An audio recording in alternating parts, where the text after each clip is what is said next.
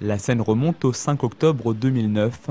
Le ministre de la Relance, Patrick Devedjian, visite alors le chantier de l'échangeur entre la 15 et la N184. Mais ce jour-là, c'est un autre sujet qui occupe l'esprit de la maire d'Éragny.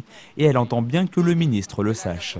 J'avais des messages à faire passer, notamment sur l'entretien de la nationale 184, qui est dans un état déplorable. C'est une artère majeure qui traverse ma ville, qui est tondue 2 fois par an par les services compétents, qui sont les services de l'État, et sur lesquels les papiers, les ordures ne sont pas ramassés. Donc on traverse la ville d'Éragny dans une décharge. Donc c'est quand même assez désagréable.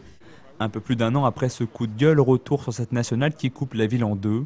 Ici, 60 000 automobilistes, dont 10% de poids lourds, traversent quotidiennement ce tronçon de 2 km sur Éragny. Et bonne nouvelle, à quelques exceptions près, les abords de la route sont plutôt propres. Le travail de plusieurs mois pour les agents des routes d'Île-de-France.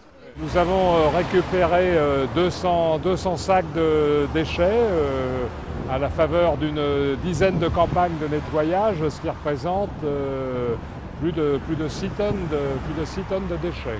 Nous aurons consacré de l'ordre de 12 000 € rien que pour le nettoyage, sans apporter la moindre valeur ajoutée aux services routiers.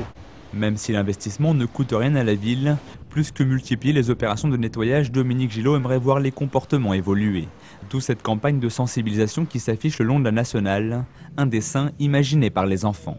Vous savez, je ne me fais pas d'illusions, je sais que ce n'est pas des affiches, même multipliées par 20 sur la nationale, qui vont changer du jour au lendemain le comportement. Mais le fait que ce soit des dessins d'enfants qui soient repris, ça peut aussi attirer le regard des enfants qui sont dans la voiture avec leurs parents, qui vont poser des questions et puis que ça amène une prise de conscience de la part des conducteurs.